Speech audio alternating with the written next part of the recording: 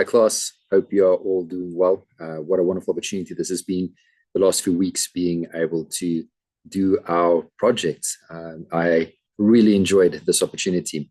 May I take the time to share with you my project and what all was accomplished during the last couple of weeks. I'll do a share screen just to share with you briefly my PowerPoint presentation. My name is Dwayne from Heerden. I live in sunny South Africa in the Eastern Cape. And I've always been very passionate about the community and some of the really desperate and dire needs that our community has. I live in one of the poorest areas in South Africa, and there are many people that suffer and struggle with poverty.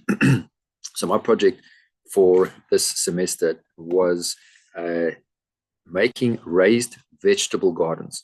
An opportunity for people to be able to build something at home in a small contained space where they don't need a lot of resources, just needs a little bit of space, and out of pallet wood. So I'm going to share a few photos other than in my PowerPoint presentation where you could see how I went about my project. So I started off by taking some pallets, building the actual vegetable box. And you can see that that's the box completed from some pallet wood. I then lined it with some what we call DPC plastic, just to line the wood, make some holes in it so that the water could drain from the bottom. That was me building it. Put some rocks at the bottom so the soil could filter the water out. And then I took some of the soil from my garden, placed it in the box, added some bone meal. It adds great nutrients to the soil and helps any plants, vegetables grow. And that was me mixing it. I do not do well with planting, so this was a great opportunity for me to learn a little bit more. I added some compost into the sand, and that was just me taking some photos of me completing the box with the soil. I then went on to plant some seedlings, and the reason why I use seedlings is because of the time frames that we had within the project. I knew that I wouldn't have time to germinate the seeds, so I bought some seedlings, and that was me planting the lettuce and the spinach in the box, my raised vegetable box, and that was the completed process there, me planting, which I thoroughly enjoyed. I did, however, run into a bit of a problem. 2 weeks into the project, one morning around about 6 o'clock in the morning, I heard a big thumping sound. I was not aware what it was until we came back from church. And as I went to see my box with my vegetables, I came home to this. The bottom of my vegetable box had fallen out. And I realized that with the soil that I put in, I had made it too heavy. And this had caused the bottom of my box to fall out. A bit of a tragic situation. There it is.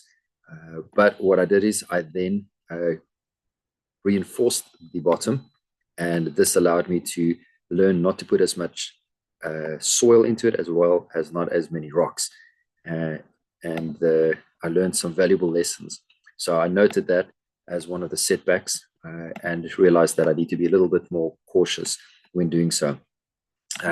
You can see from my PowerPoint presentation, one of the silent crises here in the area is most definitely poverty with regards to bad health and the strain that it causes on the health systems due to just bad eating habits. The dietary needs that we have are obviously great, and we do not have the resources in our province to feed the various families adequately. So this is an option that anybody can do. If you live in a small contained flat or apartment, you can do it in your garden, you can do it from your balcony, you don't need a lot of space. And then I also did a bit of research, obviously, on what vegetables would grow the best in the area. I did find, however, that due to me starting the planting process in the winter season, I would recommend not doing so. The plants grow vegetables grow very slowly.